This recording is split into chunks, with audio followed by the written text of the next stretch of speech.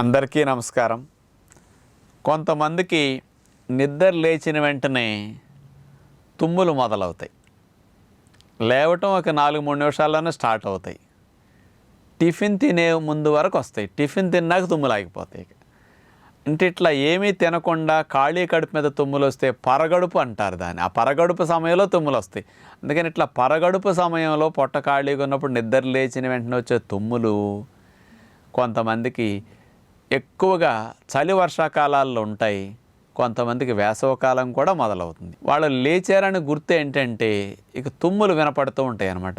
కొంతమంది వేరే రూమ్లో ఉన్నా ఇక వాళ్ళు లేచింది లేదంటే లేచిన వెంటనే తుమ్ములు మొదలవుతాయి. కాబట్టి ఆ తుమ్ములు మోత బయటకు బాగా వినపడుతుంది. కాబట్టి వాళ్ళు లేచారని ఇక అర్థం అన్నమాట ఇంట్లో వాళ్ళకి కూడా. ఇక అట్లా 10 తుమ్ములు 5 తుమ్ములు 15 ఉదయం పూట మాత్రం అట్లా వస్తుంటాయి. పగల అస్సలు రావు మళ్ళీ వాళ్ళకి. ఇక ఆ 1-2 గంటలు మాత్రం ఏడిపిచ్చేస్తూ ఉంటాయి ఉదయం పూట. ఇట్లా పరగడుపు తుమ్ములు అనేవి ఇట్లా వచ్చే వారికి తగ్గాలంటే మీరు లేచిన వెంటనే గోరువెచ్చని నీళ్లు తాగేసేయండి.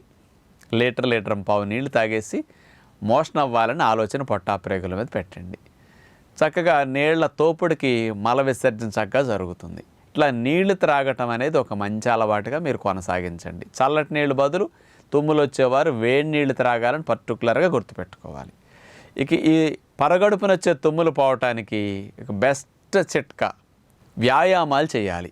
ఆసనాలు ఇట్లాంటివి ఏమీ కాదు, ఎక్సర్సైజులు. ముఖ్యంగా మీరు వయసులో ఉన్నవారైతే స్కిప్పింగు, తాడు ఆట, స్పాట్ జాగింగు, వార్మింగ్ అప్ ఎక్సర్సైజులు, చక్కగా ఎక్సర్సైజులు ఉంటాయి కదా, అలాంటి ఎక్సర్సైజులు ఒక 20 నిమిషాలు అరగంట సేపు చేయండి. అందరు ఎక్సర్సైజులు అయితే చేయొచ్చు, ఏ వయసు వారైనా సరే. వయసులో ఉన్నవారు చేయగలిగితే స్పాట్ జాగింగ్, స్కిప్పింగ్ చేయండి.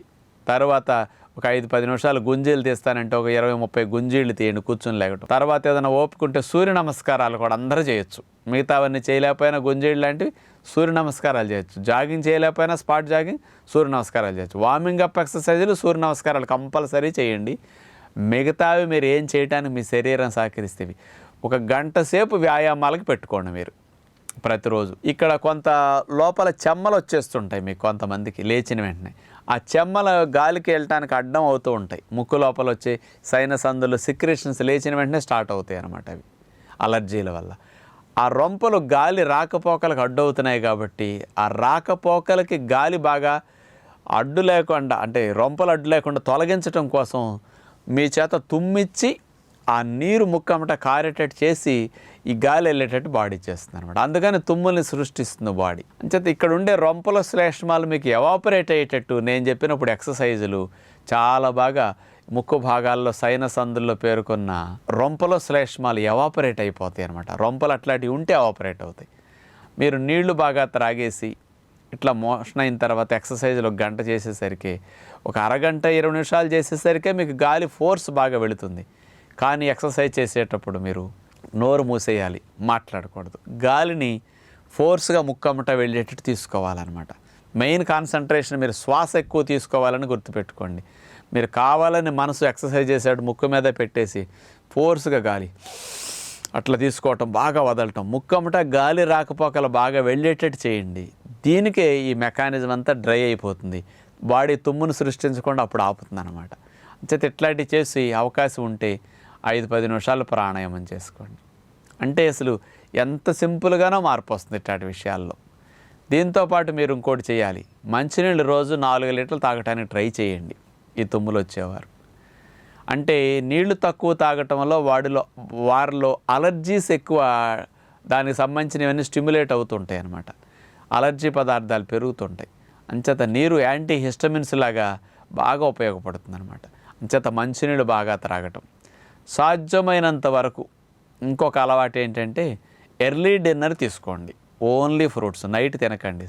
6 కల్లా డిన్నర్ క్లోజ్ అవ్వాలని మీరు ప్లాన్ చేసుకోండి. అసలు 10-20 రోజుల్లోనే మీకు మార్పు వచ్చేస్తుంది అనమాట.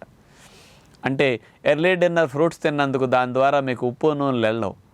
ఉప్పుకి అలర్జీలు ఎక్కువ అవుతాయి, శ్లేష్మాలు ఎక్కువ వస్తాయి ఇట్లాంటికి. అందుకని అవి మానేసేసి మన పద్ధతిలో కొద్దిగా న్యాచురల్గా ఫ్రూట్స్, నట్స్ నానబెట్టుకున్నవి తినేసి ఫ్రూట్స్ తినవచ్చు. లేకపోతే ఒట్టి ఫ్రూట్స్ అయినా మీరు తినేసేయండి. ఇంకా సాధ్యమైనంత వరకు కొద్దిగా పంచదార విషయంలోనూ కొంచెం ఉప్పు విషయంలో కొంచెం జాగ్రత్త పడండి. చల్లటి పదార్థాలు తగలకుండా చేసుకుంటే చాలన్నమాట. ఇలాంటి చిన్న చిన్న వాటిని కొంచెం దూరంగా ఉంచి ఈ వ్యాయామాలు, ప్రాణాయామం, ఎక్సర్సైజులు, సూర్య నమస్కారాలు ఇలాంటి ఉదయం పూట చేసుకుంటే పూర్తిగా పరగడుపునొచ్చే తుమ్ములను పోగొట్టుకోవచ్చని, ఏ విధమైన యాంటీ అలర్జెటిక్ ట్యాబ్లెట్స్ వాడకుండా న్యాచురల్ రెమెడీ మీకు లభిస్తుందని విజ్ఞప్తి చేస్తూ నమస్కారం.